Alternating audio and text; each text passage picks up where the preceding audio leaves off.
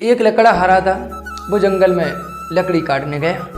तो वो जंगल में जाता था तो लकड़ी काटता था, लेकिन वहाँ पर एक साधु संत तपस्या कर रहे थे।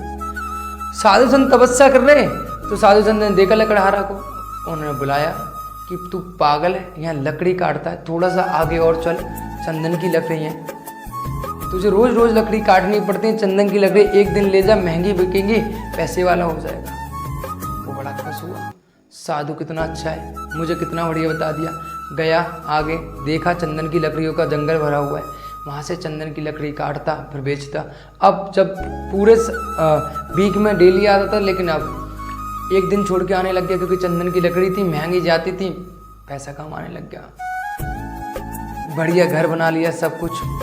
थोड़े दिन चला, फिर साधु ने बुलाया, तू पागल है, आगे चल, चांदी की खदान है, तू तो चंदन की लकड़ियों में फंस गया। आगे देखा तो चांदी की खदान मिली उसको। जब चांदी की खदान मिली तो उसने चांदी ले जाने लग गया, फिर और पैसे वाला हो गया। अब ये प्रोसेस फिर चलता रहा, आता चांदी लेके चले आता। अब साधु ने फिर देखा, फिर बुलाया कि पागल हो रहा है, ये तो चांदी है, चांदी से आगे भी एक है सोने की खदान, सोने की खदान है। तो गया, आगे देखा सोने की खदान मिली, बल्कि मैं तो महाराज मूर्ख था, वहाँ तो सोने की खदान है। अब सोना ले जाने लगा, डेली बेचता और पैसे वाला हो गया, गाड़ी बंगले सब कुछ हो गए, लेकिन डेली सोना फिर भी लेने आता। हर दूसरे दिन तीसरे दिन छोड़कर फिर सोना लेने आने लग गया। फिर साधु ने बुलाया कि पागल हो गया है तू, अभी तू सोने पे पड़ा है, उससे आगे चल, हीरे हैं, हीरे की खदान है। वो जाके देखा तो हीरे मिले। हीरे मिलने के बाद फिर वो हीरे ले जाने लगा, फिर बेचने लगा, बहुत पैसे वाला हो गया। लेकिन फिर भी लालसा होती, डेली दूसरे दिन आता, फिर हीरे लेके जाता, लेकिन ये तड़प उसकी कभी ख़त्म नहीं होती।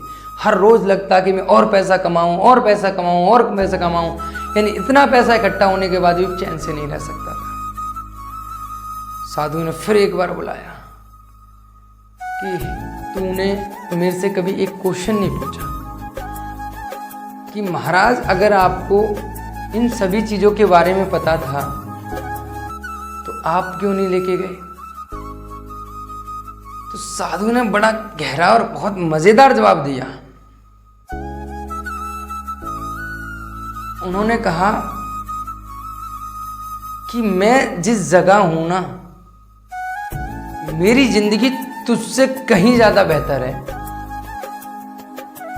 उस व्यक्ति की हवा उड़ गई कि साधु साहब क्या कह रहे हैं, मेरे पास इतना पैसा सब कुछ है, मेरे से ज़्यादा बेहतर। मेरी जिंदगी तुमसे ज़्यादा बेहतर इसलिए है, तुमसे ज़्यादा अच्छी इसलिए है क्योंकि मैं जहाँ बैठा हूँ ना, मेरे पास कुछ नहीं है लेकिन सब कुछ है, क्योंकि मैं अपनी ज़िंदगी से इसी चीज़ में संतुष्ट हूँ। तुम्हारे पास मैंने हीरे तक दे दिया, आपको हीरे तक बता दिया, लेकिन तुम अभी भी संतुष्ट नहीं है। लेकिन मैं तुम्हें हीरे से आगे भी कुछ बताऊंगा तो तुम उससे भी लेने भागोगे। यानी जीवन में आपको कुछ भी मिल जाए, अगर आप खुद से संतुष्ट नहीं हो तो तुम्हारे पास सब कुछ होने के बाद भी उनका लाभ नहीं उठा पाओगे एक भी दिन।